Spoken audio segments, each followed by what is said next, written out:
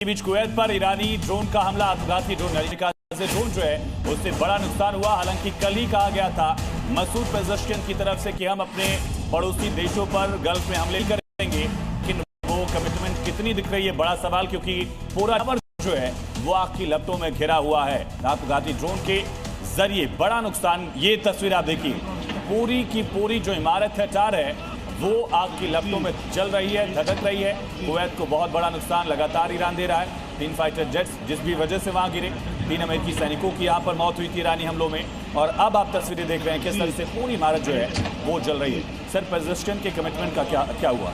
24 बहुत बहुत धन्यवाद।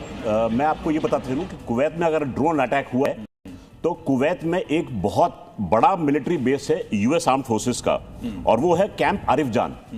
कैंप आरिफ जान जो है वो सेंट्रल कमांड की, अमेरिकन सेंट्रल कमांड की लॉजिस्टिक सप्लाई को देखता है।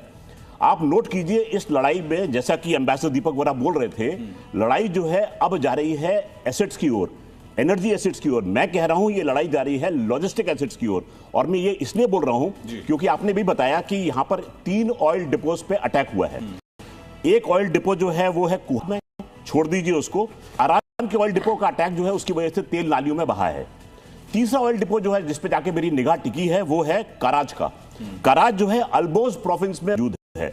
और नोट कीजिए जो मैं बोल रहा हूं, यहां से पूरी की पूरी एनर्जी सप्लाई दी जाती है ईरानी आर्मी की लॉजिस्टिक्स को।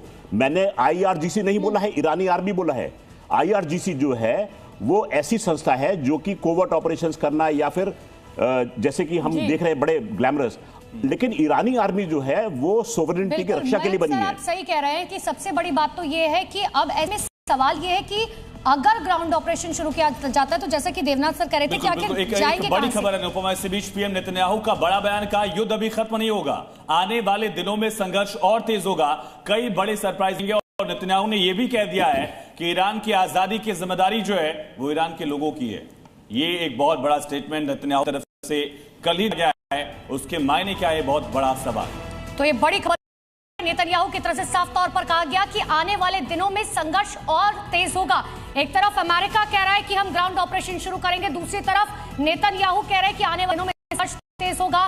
कई बड़े सरप्राइज इसमें देखने को मिलेंगे। अश्विनी सर लगातार मौजूद है। अश्विनी, नेतन्याहू का ये बयान क्या कहता है, ये जवाब दीजिएगा। उससे पहले 6 तस्वीरें देख लीजिए। मिडिल ईस्ट में किस तरीके से भीषण जंग जारी है।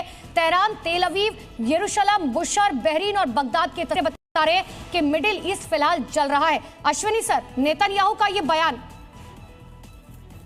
देखो, सच्चाई ये है कि ये लड़ाई इतनी जल्दी रुकने वाली नहीं। वो कहते हैं अमेरिका और इजराइल रुका नाम नहीं ले रहे और ईरान झुकने का नाम नहीं ले रहा। तो ये अब होगा क्या?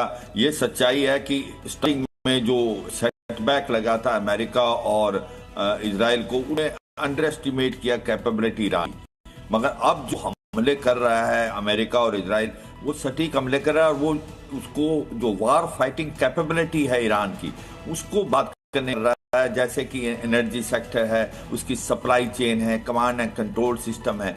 क्या किया ईरान ने कि उसने एक तो सक्सेशन प्लान बना लिया था और आईआरजीसी को डिसेंट्रलाइज कर दिया 31 प्रोविंस में। तो इसी प्रकार से वो डटा हुआ है। हाँ, ये सच्चाई है। कब तक लड़ेगा ईरान? जब तक उसके पास रॉकेट, मिसाइल और ड्रोन्स है। वो कितने दिन तक चलेंगे? वो लगता नहीं कि बहुत ज्यादा दिन चलेंगे, क्योंकि उसको सपोर्ट नहीं मिलने वाली कोई खबर। एक अहम पहलू जो है उसकी जानकारी दर्शकों को दे दे।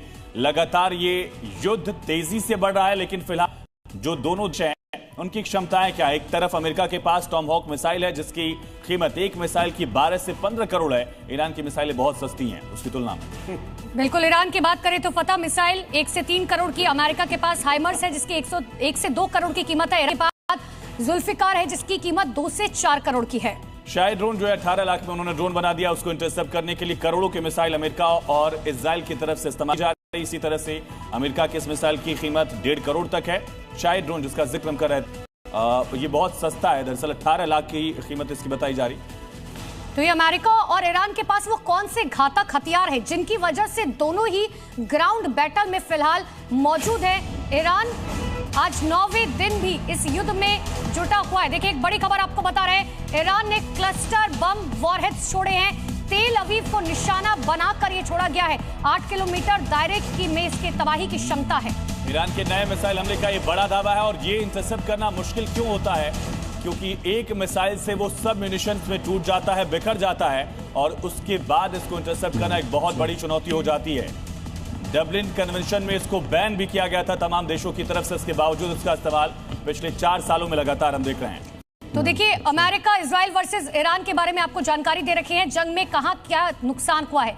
देखिए 1483 मौत हुई है, जबकि यूएस इजराइल का हमला लगातार जारी है और सबसे ज्यादा मौतों का आंकड़ा जाहिर है ईरान में ही दिख रहा है 1332 और दूसरा फ्रंट जो है वो इजराइल ने लेबनान में खोला है, वहां पर 23 से ज्यादा लोगों ने अपनी जान अब तक गंवाई। इसके अलावा अलग अलग आपको बता रहे, देखिए लेबनान में 123, इजराइल में 11 लोगों की जान गई है, ओमान में 1, यूएई में 3, बहरीन में 1, कुवैत में 4 लोगों की जान गई, जबकि इराक में 2 लोगों की जान गई है और इसके तहत 6 अमेरिकी सैनिक भी मारे गए। इसी बीच एक बड़ी खबर है, आईडीएफ ने एक और बड़ा दावा कर दिया है। रूस के दक्षिणी इलाकों पर हमले का दावा किया गया है, जहां हिजबुल्लाह के ठिकाने थे, सिविलियन इलाकों में छिपे हुए ठिकाने उनको टारगेट किया गया।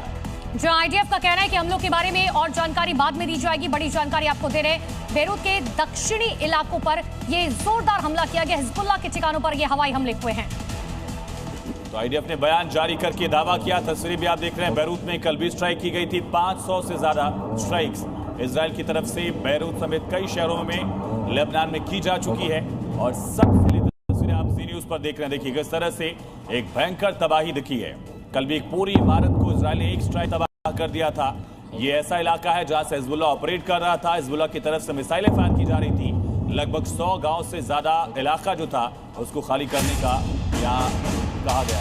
और एक और बड़ी खबर है, सेंट्रल ईरान के इस्फहान में इजरायली सेना ने हमला किया है। एयरफील्ड रनवे पर धुआं उठता हुआ दिखाई दिया। इजरायली सेना ने बताया हमले की ये नई लहर है। तो ईरानी इंफ्रास्ट्रक्चर को नुकसान पहुंचाने का दावा, जिसका जिक्र हमारे खासनामा लगातार कह रहे हैं। लॉजिस्टिक्स से लेकर इंफ्रास्ट्रक्चर जो है वो लगातार टारगेट किया जा रहा है। अश्विनी सर आपकी बात रहेगी।